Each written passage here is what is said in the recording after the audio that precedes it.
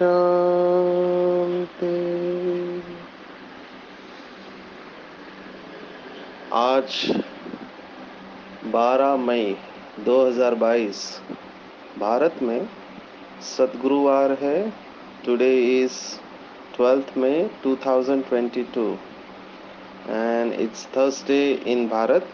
आज की मुरली का जादुई रहस्य स्वयं को प्रेरणा देने के लिए magical secrets of today's Murli for motivating the self. करण करावनहार बाप दादा बच्चों की कितनी श्रेष्ठ पालना करता है कि जैसे ही बच्चों के मन में प्रश्न उठा तो उसका जवाब मुरली में तुरंत दे देता है। इसलिए जो भी बाबा का बच्चा लास्ट सो फास्ट और फास्ट सो फर्स्ट जाना चाहता है उसको मुरली के ऊपर बहुत अटेंशन देना चाहिए, क्योंकि मुरली ऐसी है जो हमारे सभी सवालों के जवाब दे देती है। और ये कैसे होता है ये सचमुच में समझना बहुत मुश्किल है, लेकिन एक तो मुरली का रेगुलर स्टडी करना और फिर उसका यथार्थ अर्थ निकालना ये बहुत ज़रूरी है, क्योंकि शब्दों को ट्विस्ट करने से अर्थ का अनर्थ हो सकता है। और वर्तमान समय ड्रामा प्लान अनुसार हलचल का समय है, अंतिम समय। हम सब जानते हैं कि भगवान को इस धरती पर आकर 84 साल हुए हैं, तो कई सारी बातें अवस्था को हलचल में लाने के निमित्त बन सकते हैं और कई सारे कॉन्फ्लिक्टिंग व्यूज सामने आते हैं। और हमने कल इसके ऊपर देखा तो सचमुच में वंडर लगा कि बाबा ने आज की साकार मुरली में इसका जवाब दे दिया। बाबा ने आज की मुरली में स्पष्ट पूछा है या बताया कहेंगे आप कि बाप की श्रीमत हर बच्चे के प्रति अलग अलग है, एक जैसी नहीं। क्यों? अब ये बहुत अच्छा प्रश्न है मेरे हिसाब से, क्योंकि कई बार मुरली के पॉइंट्स एक दूसरे के अपोजिट में लग सकते हैं। जैसे हमने एग्जाम्पल कल के मुरली के सीक्रेट्स में देखा कि कैसे बाबा अलग अलग बच्चों को अलग अलग श्रीमत देते थे, है ना। और हमने ये भी देखा कैसे स्थान, समय, स्थिति और परिस्थिति के अनुसार श्रीमत को इस्तेमाल करना चाहिए। और एग्जैक्टली वही बात आई है कि बाबा हर बच्चे की नब्ज और सरकमस्टेंस देख श्रीमत देते हैं। तो परिस्थिति को देखना बहुत ज़रूरी है, नब्ज को देखना बहुत ज़रूरी है, तभी उस अनुसार श्रीमत का इस्तेमाल करना चाहिए। अभी लौकिक में भी हम डॉक्टर देखते हैं कि सभी को भले बीमारी एक है लेकिन एक ही दवाई नहीं देते हैं, अलग अलग प्रकार की दवाई देते हैं। सामने वाले की कैपेसिटी देखी जाती है कि कितना वो दवाई को सहन कर सकता है, उसका वजन कितना है ना, उसको पास्ट में एलर्जी है या नहीं है। तो नब्ज देखकर हम दवाई देते हैं। लौकिक में हथ के डॉक्टर, ये तो अविनाशी सर्जन है और हर आत्मा का आदि मध्य अंत जानता है। तो बाबा ने स्पष्ट कहा है कि बूढ़े के लिए या कुमारी के लिए या गृहस्थी के लिए, हर एक के लिए श्रीमत अलग है। आज तो उदाहरण बूढ़ा और कुमारी का दिया है कि बाबा देखते हैं कि सर्विस के लायक है तो पूरी तरह से सर्विस में लग जाओ, बाकी सबके लिए श्रीमत नहीं है ना। सबके लिए नहीं है, क्योंकि गृहस्थ है ना, तो बच्चे हैं, परिवार है, सबको संभालना होता है, क्योंकि उसको छोड़ना भी ठीक नहीं है। हाँ, कोई निर्बंधन है तो और सेवा के लायक भी होना चाहिए, दोनों बातें होना चाहिए। कई बार निर्बंधन होते हैं लेकिन सेवा के लायक नहीं होते हैं तो भी कोई फायदा नहीं है। तो बाबा बैलेंस की बात सिखाता है। बाबा ने हमेशा श्रीमत बैलेंस रखने की कही है। और बाबा के बहुत फेमस शब्द है जो पर्सनली बहुत फेवरेट है कि बैलेंस, ब्लेसिंग और ब्लिस, ये तीन शब्द बहुत सुंदर है। कभी कभी बाबा इतने अच्छे शब्द बोलता है कि वो ध्यान में रखना बहुत इजी हो जाता है। बैलेंस, ब्लेसिंग और ब्लिस। जो बच्चे बैलेंस में चलते हैं उनको ऑटोमेटिकली खुद की यानी स्वयं की, अन्य आत्माओं की, प्रकृति की और परमात्मा सभी की ब्लेसिंग मिलती है। और ये त्रिकाल सत्य है कि जिनको नियमित ब्लेसिंग मिलती है वो हमेशा ब्लिस में रहते हैं। बाबा हमेशा बड़ी दादी के, दादियों के बारे में ये कहते हैं कि ये सब दुआओं में उड़ रहे हैं। माना इन्होंने इतना पुरुषार्थ करके अनेक आत्माओं की दुआएं ले है कि दुआएं ही इनको उड़ाती है।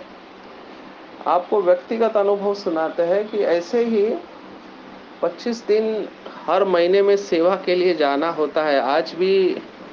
आज मुरली शाम को जल्दी रिकॉर्ड करने का राज यही है कि अभी मधुबन में जा रहे हैं, क्योंकि कल से mind body medicine conference doctors के लिए चालू हो रहा है।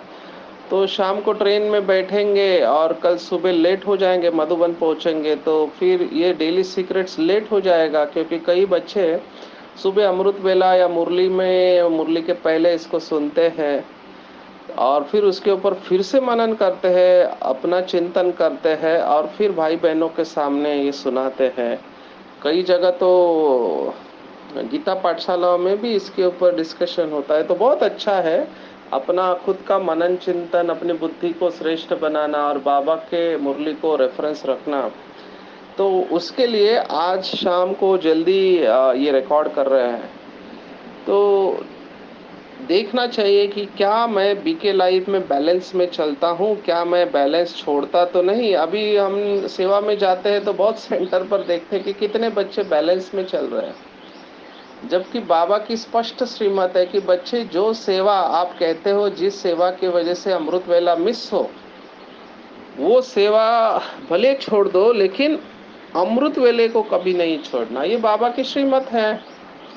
बाबा कभी ये नहीं कहता है अमृत वेले को कॉम्प्रोमाइज करो किसी भी हालत में। हम समझ सकते हैं, चलो सेंटर छोटा है, हैंड्स कम है और बहुत बड़ी सेवा है, रात को लेट हो गया तो भी बाबा को याद करके बाबा की गोदी में सोना है, लेकिन इसकी आदत नहीं लगानी है ना। एक आध बार हम समझ सकते हैं। एक बार तो ऐसे हुआ, आपको अनुभव सुनाते हैं जो आदरणीय हमारे रमेश भाई जी ने सुनाया था। तो विदेश में सेवा में गए थे, तो रमेश भाई थे हमारे, परम आदरणीय पहले जो इंचार्ज थी मनमोहिनी दीदी वो भी थी, बड़े बड़े महारथी गए थे विदेश में सेवा करने के लिए। तो उनको भी लेट हुआ, तो उन्होंने रात को सोने से पहले डिसाइड किया कि हम थोड़ा लेट उठेंगे, क्योंकि सोने को लेट हुआ और फिर से दूसरे दिन सेवा थी। तो हुआ ऐसे, भले लेट को सोए 12 बजे के बाद में, फिर भी मनमोहिनी दीदी थी वो अमृत वेला उठ के बैठ गई योग करने और बाकी के सब सोए रहे। तो फिर रमेश भाई ने उनको पूछा कि दीदी ये तो चीटिंग है, हमने डिसाइड किया था कि हम सब थोड़ा लेट उठेंगे, आप अकेले उठ के बैठ गए अमृत वेले को। तो उन्होंने सुना, क्या करूं, मेरा शरीर मुझे अलाव ही नहीं करता सोने के लिए, मैं चाहूं तो भी सो नहीं सकती हूँ। तो ये कमिटमेंट इन आत्माओं की है।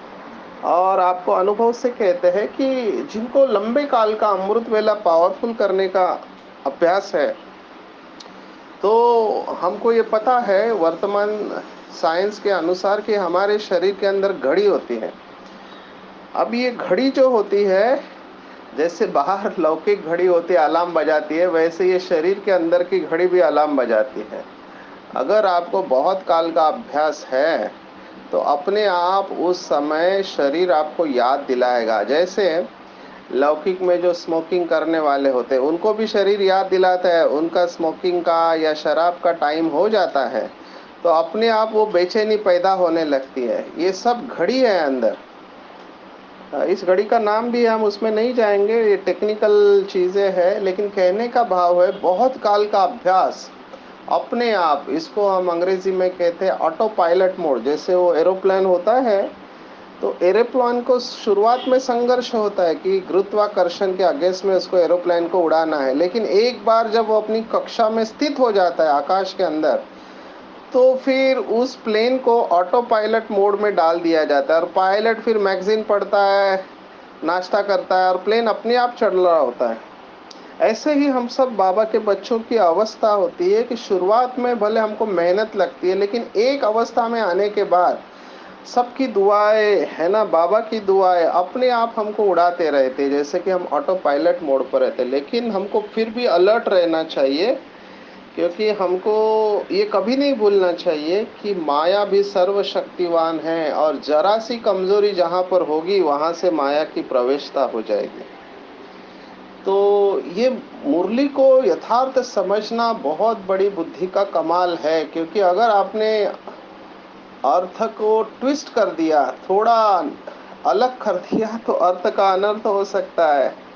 अभी वर्तमान समय एक आत्मा ने बाबा का हाथ छोड़ा, तो नेचुरली ऐसे होता है कि हर आत्मा अपने आप को सिद्ध करेगी कि क्यों वो समझदार है, क्यों उसने ऐसा किया। ये तो नेचुरली आता है। इसको बाबा ने मुरली में कहा कि जो सत्य होगा वो स्वयं को कभी सिद्ध नहीं करेगा, लेकिन ये आत्माएं स्वयं को अभी सिद्ध करने लगेंगे, और बहुत सारे आत्माएं इसके ऊपर टाइम वेस्ट कर रहे हैं। मुझे तो सचमुच में वंडर लग रहा है कि हम इसको अनावश्यक महत्व देते हैं। अभी हम तो इन बातों में जाते नहीं, लेकिन जब क्वेश्चन आता है तो हमको जवाब देना पड़ता है। तो प्रश्न ये आया जब हमने 82 की मुरली का रेफरेंस बताया कि बाबा और कहीं पर नहीं आता है ना, और कहीं पर बच्चों से नहीं मिल सकता। तो उसमें ऐसे लिखा था कि बच्चों से मधुबन के अलावा और कहीं मिल नहीं सकता। तो उन्होंने उसी वाक्य को पकड़ा। देखो, बाबा ने ही कहा कि वो कहीं मिल नहीं सकता कहा, लेकिन आ नहीं सकता ऐसे तो नहीं कहा ना। तो अभी मिल नहीं सकता, इसका उन्होंने अर्थ निकाला कि आ नहीं सकता, ये नहीं कहा। तो ये है ट्रूथ को, सत्य को ट्विस्ट करना, उसके पीछे भाव को समझने के बजाय शब्द को पकड़ लेना। और फिर बहुत सारे भोले भोले बाबा के बच्चे हैं, वो इन बातों में आ जाते हैं, और कई तो ऐसे हैं कि एक गलती उनसे हो जाते, एक बार तो जाके देखे कहीं वहाँ बाबा तो सचमुच में तो नहीं आया, नहीं तो हमारा नुकसान हो जाएगा। अभी ये जो है संशय उत्पन्न करने वाली बातें, गुमराह करने वाली बातें हैं। तो हमको बुद्धि में पक्का निश्चय चाहिए, यही निश्चय की परख होती है। और ये पहली बार नहीं हुआ है, ऐसे बहुत बार हुआ है यज्ञ में। क्योंकि ट्रांस में जो भी आत्माएं जाती है, तो उसमें कुछ भी हो सकता है। ये ट्रांस का पार्ट हमारे भक्ति मार्ग की इच्छा होती है साक्षात्कार करने की। ट्रांस माना खेल पाल होता है ना, क्योंकि उनको पता ही नहीं कि क्या होता है करके, क्योंकि उन आत्मा का कंट्रोल चला जाता है और कोई और आत्मा प्रवेश कर देती है। अभी ये सच है झूठ है, ये हम सब के लिए कहना बहुत मुश्किल है, लेकिन हैविंग सेड दिस, बहुत सारे प्रश्नों का जवाब इसमें नहीं मिलता है। इसीलिए हमको बहुत पक्का पक्का निश्चय बुद्धि होकर चलना है। और मेरे हिसाब से मुरली के ऊपर अटेंशन है, तो मैं इन सब बातों में जाऊंगा ही नहीं। मैं अपना पुरुषार्थ करूंगा और बाबा को याद करूंगा, दिव्य गुणों की धारणा करूंगा। तो बेसिकली बाबा ये कहना चाहता है कि बच्चे बैलेंस में चलो। थोड़ा भी बैलेंस अगर छोड़ दिया आपने किसी भी बात में, तो माया कच्चा खा जाएगी। और ये मैं 25 साल के अनुभव से आपको ये कह रहा हूँ, 28 अभी हो गए। इतने अच्छे अच्छे बच्चे, लेकिन देखो सूक्ष्म अभिमान ऐसे होता है कि हम तो सीनियर है, वरिष्ठ है, तो बीमारी को छिपा लेते हैं। अगर आपके अंदर कोई कमजोरी है तो you have to talk to someone, उसको छिपाना नहीं चाहिए। और दूसरी बात सूक्ष्म ये है कि आप छिपा भी नहीं सकते हैं, छिपाना मुश्किल है। हमारे इधर एक आत्मा थी, इतना श्रेष्ठ तीव्र पुरुषार्थी थी, अपना चार्ट डेली का रखती थी, अपने हाथ से खाना बनाती थी, बहुत बड़े पोस्ट पर थी, और यज्ञ की सहयोगी थी तन मन धन से। तो हम उनको रोल मॉडल समझते थे। अभी मैं डॉक्टर हूँ, साथ में है वो इंजीनियर है। अगर उनको कोई तकलीफ है तो बोल देना चाहिए, लेकिन बताया नहीं। अचानक यहाँ से ट्रांसफर ले लिया, और फिर जहाँ गए वहाँ गए, फिर बाबा का हाथ छूट गया। तो हम सबके लिए शॉकिंग था कि ये सब कैसे हुआ। तो अकेलापन आता है, स्पेशली जो लोग अकेले रहते हैं और संगठन में नहीं चलते। ये बहुत जरूरी है कि हम सब जानते हैं अंतिम समय है, तो बीमारी किसी को भी आ सकती है। अभी डिप्रेशन की बीमारी है, एंजाइटी की बीमारी है, किसी को भी हो सकती है। इसमें किसी का दोष नहीं है, हम सबके कर्म अलग अलग है। किसी का नेचर इमोशनल होता है, और कोई अपनी भावनाओं को व्यक्त करता है, कोई नहीं कर सकता है। ये दोनों भावनाओं को व्यक्त करने के तरीके हैं। जैसे किसी को गुस्सा आता है तो जोर से बोलता है, अपमानजनक शब्द बोलता है, या कोई है वो बिल्कुल बात ही नहीं करता। ये दोनों एक्सप्रेशन है, डिफरेंट वेज ऑफ एक्सप्रेशन। लेकिन यथार्थ अपनी भावनाओं को व्यक्त करते समय सम्मान पूर्वक अपनी भावनाओं को दूसरों के सामने रखना, इसको अंग्रेजी में हम कहते हैं असर्टिवनेस। तो ना एग्रेसिव बनना है ना पैसिव बनना है, हमको असर्टिव बनना है। तो अपनी भावनाओं को व्यक्त करना, अभी कई लोगों को अपनी भावनाओं को व्यक्त करना नहीं आता है, तो वो मन ही मन में अंदर रखते हैं भावना को, और ये भावनाएं फिर डिस्टर्ब करते रहते हैं। तो अकेलेपन की भावना आ सकती है। और वर्तमान साइंस ये कहता है जो अकेले रहते हैं वो बीमार रहते हैं, दूसरों के साथ मिलते नहीं है, हंसते नहीं है ना, तो काफी सीरियस रहते हैं।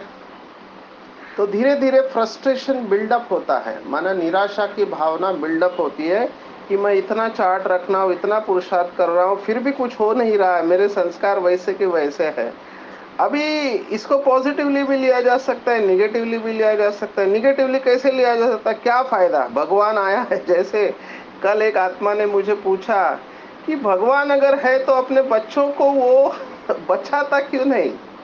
उसको पता है इस बच्चे ने इतनी सेवा की हुई है, तो उसको वापस क्यों नहीं लेता, वो कैसे चला जाता है बाबा का हाथ छोड़कर।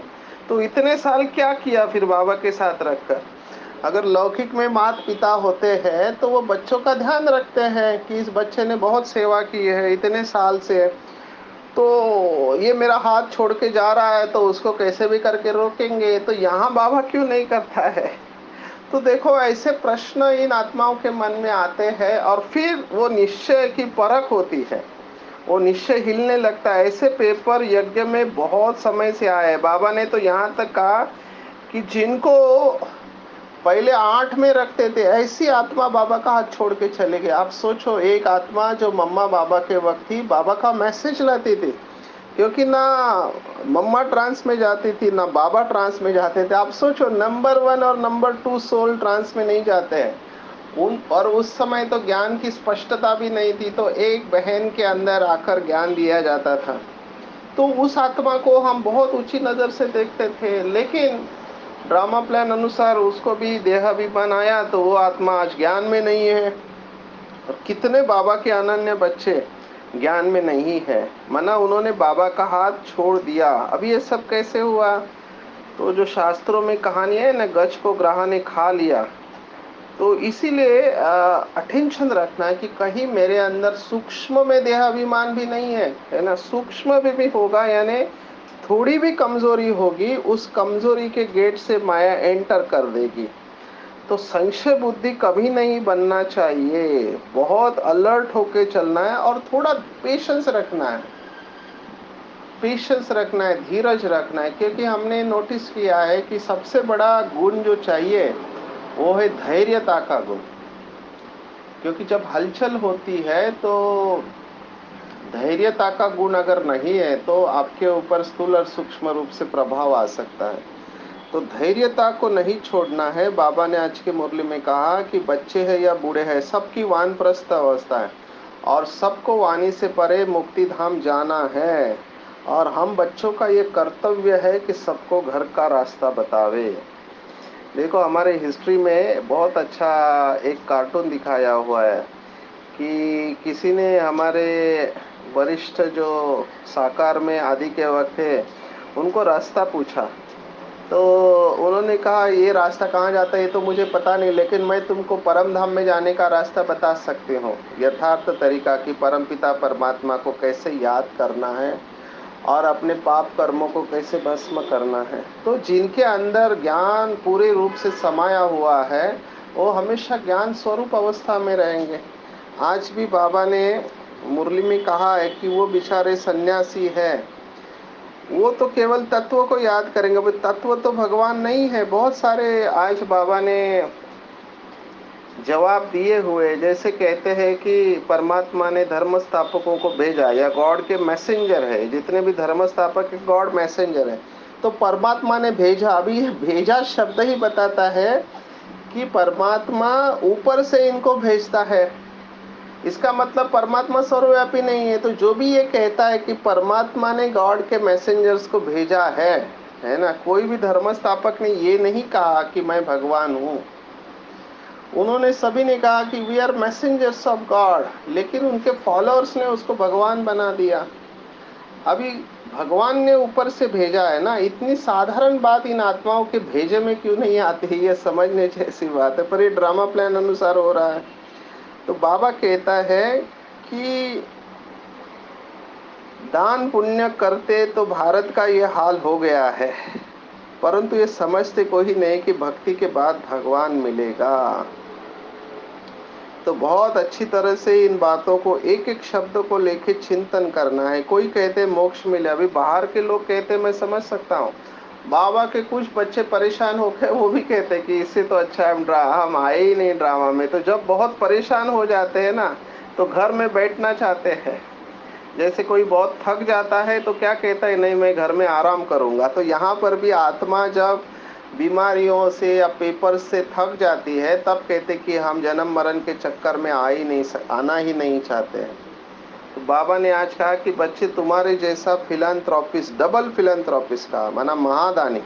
तो दो प्रकार से हम महादान करते, एक तन मन धन का हम दान देते ईश्वरीय सेवा में, और अविनाशी ज्ञान रत्न का भी दान देते जो हमको शिव बाबा से मिलते हैं। और बहुत अच्छा प्रश्न आज बाबा ने पूछा कि हम जो भी देते हैं वो अंत में क्या बोलते, ईश्वर समर्पणम या कृष्ण अर्पणम कहते हैं। तो बाबा ने कहा देखो, ये केवल भगवान ही कह सकता है कि दोनों को भिखारी बना दिया। अभी ये कितनी अच्छी बात कही है कि हम सोचते हैं कि हम भगवान को दे रहे हैं, ये देना ये भी अहंकार है। हम देने वाले कौन होते हैं, वो दाता है जिसने सबको दिया है, उसको हम क्या दे सकते हैं। ये तो हमारा ममत्व छुड़ाने के लिए बाबा ऐसा कहता है कि हम इन ममत्व भाव की वजह से हम कहीं फंस न जाए इस पुरानी दुनिया में।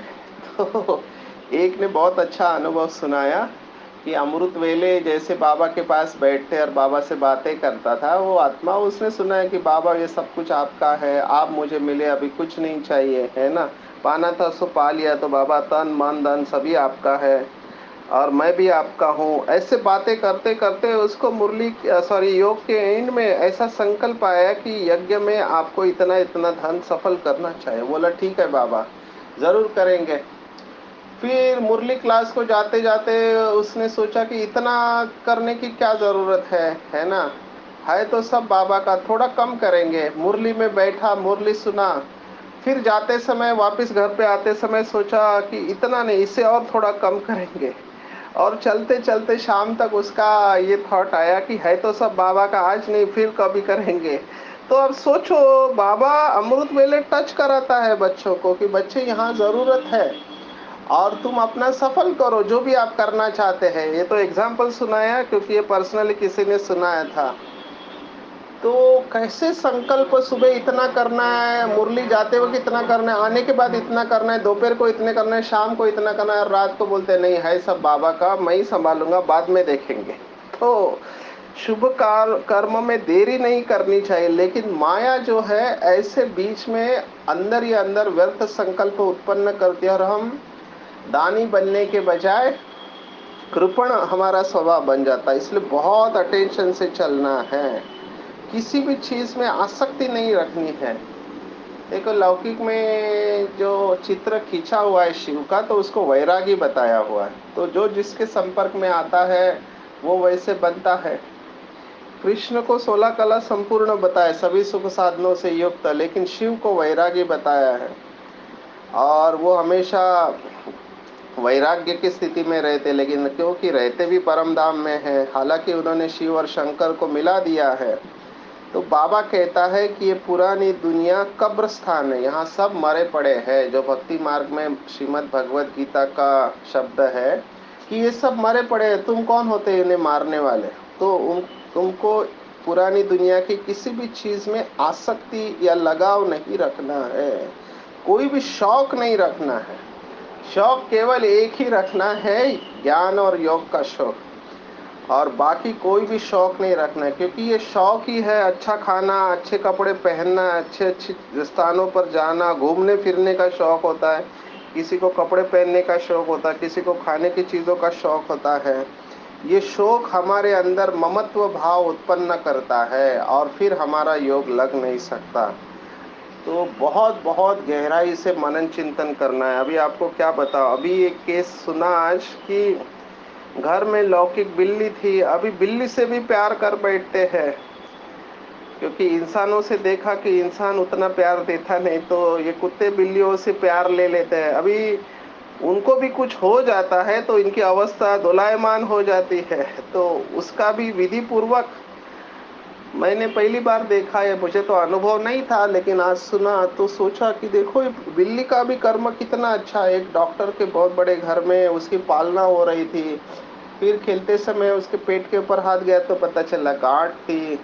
अभी फिर हॉस्पिटल में लेके गए तो उन्होंने जो भी सीटी स्कैन किया, बिल्लियों का भी होता है, और देखा कि उसमें लीवर के पास गांठ है। तो उनका ऑपरेशन करने की सलाह दी, हो सकता है कैंसर हो सकता है। फिर उसका ऑपरेशन हुआ, ऑपरेशन होने के बाद ठीक है, रिपोर्ट अच्छे आए तो उसको घर पे ले जाने की सलाह दी। फिर उनको एनेस्थीसिया दिया गया था, तो फिर कुछ खांसी आई और फिर उसमें उनका शरीर छूट गया। तो उसके बाद उनको विधि पूर्वक कहाँ लेके जाना, उनको दफनाने का स्थान अलग होता है, फिर उनको भोग लगता है, फिर उनकी अस्थि विसर्जन की जाती है, और उसके बाद अवस्था दे। तो मैं सोच रहा था कि ये बिल्लियों का भी कितना भाग्य है। यहाँ इंसान को कोई इतना देखता नहीं है, लेकिन इन बिल्लियों और कुत्तों का कितना भाग्य है कि उनको इंसान से भी ज्यादा भाग्य मिला हुआ है। लेकिन अल्टीमेटली बुद्धि जा रही है ना इन बातों में। तो जो अकेले होते हैं कई बार वो ऐसे कुत्ते बिल्लियों को साथ में रखते हैं, या किसी इंसान से धोखा मिलता है तो जानवरों को अपने पास रखते हैं, क्योंकि जानवर जो होते हैं अनकंडीशनल प्यार देते हैं। तो ये सब पुरानी दुनिया की चीजें हैं। फिर इंसान है या जानवर है या पक्षी है या फिर कोई भी चीज है, ये हमारी बुद्धि को खींच सकती है। तो बहुत अलर्ट होके हमको चलना है, किसी में भी हमारी मन बुद्धि जानी नहीं चाहिए। तो जो बाबा के योगी तो बच्चे हैं, ज्ञानी योगी तो आत्माएं हैं, वो अपने आप को इतना फ्री रखेंगे, किसी के जाने से हमको दुख नहीं होना चाहिए। बाबा तो मुरली में यहाँ तक कहता है कि बीवी मरे तो हलवा खाओ, अम्मा मरे तो भी हलवा खाओ। माना दुख की फीलिंग नहीं आना चाहिए, क्योंकि आत्मा सुख स्वरूप है। तो आत्मा हमेशा खुश रहनी चाहिए, और यही बात फिर वरदान में भी आई है कि खुशी की खुराक द्वारा शक्तिशाली बनने वाले अचल अडोल भव। तो नाटक पूरा होता है, हिसाब किताब हमको चुप टू कर घर जाना है, इसलिए योग बल से अपने पापों को भस्म करना है, नहीं तो हिसाब किताब आएंगे और फिर सजा का अनुभव होगा। इसलिए डबल दानी बनना है, और एक ही स्लोगन या गीत बीच बीच में गाते रहना है। और वो गीत है, वाह बाबा वाह, वाह मेरा भाग्य वाह, और वाह ड्रामा वाह। ये गीत उसी के अंदर से आएगा जो अपने जीवन के प्रति सदैव कृतज्ञ भाव में रहेगा। खुशी का पासवर्ड ये सेशन हम लेते हैं, या हर पल खुशी ये सेशन लेते हैं, तो उसमें एक ही बात कहते हैं कि हमारे पास ऑप्शन होता है हर क्षण हमारे जीवन में। अभी भी आप देख सकते हैं आपके जीवन में दो ही ऑप्शन है, जो अच्छा हो रहा है उसके प्रति कृतज्ञ रहे, या जो अच्छा नहीं हो रहा है उसके पर ही सोच के कंप्लेंट करे, शिकायत करे। तो शिकायत या शुक्रिया, ये दो ही ऑप्शन है। तो खुशी हम बच्चों को नहीं होगी तो किसको होगी। मैं समझ सकता हूँ परिस्थिति आती है, पेपर आते हैं, फिर शरीर के है, संबंधों के पेपर है, या आर्थिक परिस्थितियां है, या बीमारी की है। तो कोई भी पेपर में खुश रहना मुश्किल होता है, वी एक्सेप्ट दैट, हम उसको डिनाई नहीं करते। हम ये नहीं कहते कि नहीं नहीं तकलीफ है फिर भी खुश रहो, नहीं। हमारे पास ऑप्शन है, इसको हम पावर ऑफ चॉइस कहते हैं। आपके पास चुनाव करने का अवसर है कि है प्रॉब्लम, उनको हम डिनाई नहीं करें, उनको स्वीकार करें, लेकिन उसके बावजूद भी हम खुश रह सकते हैं, है ना। और इसी को कहते खुशी की खुराक। और जिसके अंदर ये खुशी की खुराक है वो हमेशा तंदुरुस्त रहते हैं, उनकी मन और बुद्धि शक्तिशाली रहते हैं, और ऐसे शक्तिशाली आत्माएं ही अचल अडोल रहेंगे, हलचल में नहीं आएंगे। वो अनुभवी आत्माएं होंगे जो अनुभव की सीट पर सदैव सेट होंगे और कभी भी अपसेट नहीं होंगे। तो आज 12 मई 2022 मुरली का मेडिटेशन। अपने आप को बिल्कुल हल्का छोड़ देंगे, सिर से लेकर पाँव के अंगूठे तक संपूर्ण शरीर बिल्कुल रिलैक्स, रिलैक्स, लेट गो। मेरा संपूर्ण शरीर हल्का होते जा रहा है, सिर से लेकर पाँव के अंगूठे तक संपूर्ण शरीर बिल्कुल हल्का। ध्यान दो आंखों के बीच में, महसूस करेंगे कि शरीर अलग है और मैं आत्मा शरीर से अलग हूँ, दिव्य शक्ति हूँ, एक दिव्य प्रकाश हूँ। इस देह में अवतरित हूँ, ईश्वर की संतान हूँ। मैंने महसूस किया कि ये मेरा अंतिम जन्म है। पूरे कल्प में मैं आत्मा अपने 84 जन्मों को पूर्ण कर रही हूँ। मेरा अंतिम जन्म है और अभी मुझे वापस अपने घर परम धाम जाना है। बाबा ने मुझे घर का रास्ता बताया है, तो मुझे भी सभी को घर का रास्ता बताना है। बाबा की मेरे प्रति जो श्रीमत है, उसी श्रीमत पर मैं चलूंगा। मुझे बहुत खुशी हो रही है, क्योंकि मुझे पुरानी दुनिया के किसी भी व्यक्ति और वस्तु में लगाव नहीं है। मुझे ज्ञान योग के अलावा किसी भी बात का शौक नहीं है, क्योंकि मुझे अंदर से महसूस हो रहा है कि इस समय कलयुग का अंतिम समय है। तो ये पुरानी दुनिया कब्रिस्तान है, नाटक पूरा हो रहा है। हमको योग बल से अपने हिसाब किताब चुकता कर घर जाना है, पुण्य आत्मा बनना है, डबल दानी बनना है। मेरे दिल से सदैव ऑटोमेटिक ये गीत बजता रहता है, वाह बाबा वाह, वाह ड्रामा वाह, और वाह रे मैं। ये खुशी की खुराक मैं दिन भर खाता रहता हूँ, इसलिए शक्तिशाली मैं निश्चिंत हूँ। अपनी अनुभव के अथॉरिटी की सीट पर सेट हूँ। मुझे बहुत अच्छा लग रहा है, बहुत हल्का लग रहा है, चेहरा प्रसन्न, दिल हल्का।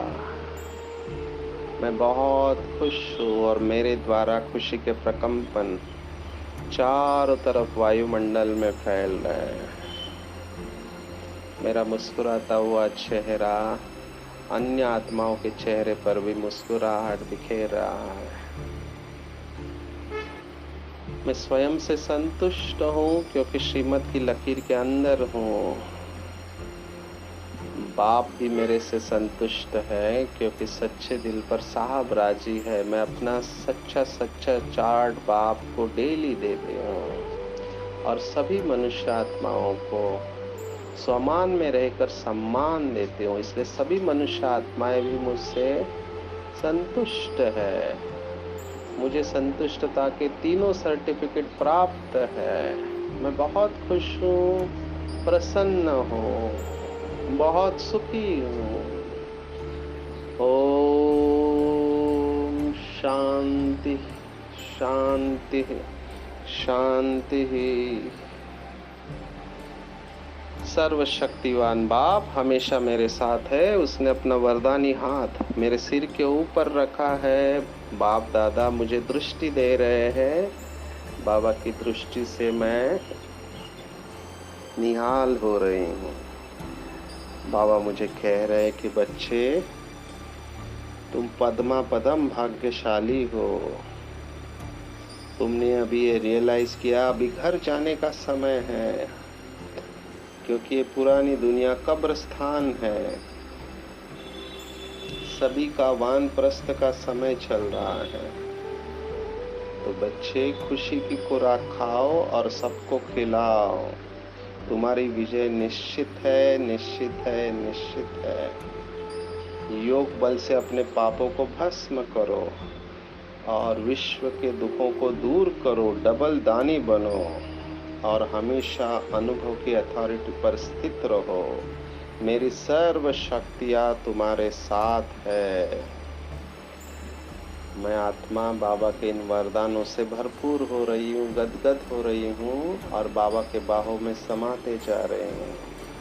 बाबा मुझे बहुत प्यार कर रहे हैं। बाबा को दिल से शुक्रिया अदा कर रही हूँ। बाबा से नैन मुलाकात करते हुए बाबा को कह रहे हो, हाँ बाबा, आप जो कहते हैं त्रिकाल सत्य है। मुझे आपकी सभी बातों के ऊपर पूरा निश्चय है। एक पल एक भरोसा हूँ मैं, और आप जैसा कहते हो वैसे ही होगा। मेरा बाबा, मीठा बाबा, प्यारा बाबा, दुलारा बाबा, सच्चा बाबा और अच्छा बाबा, दयालु बाबा, कृपालु बाबा, वाह बाबा, शुक्रिया बाबा, शुक्रिया। अच्छा, ओम शांति।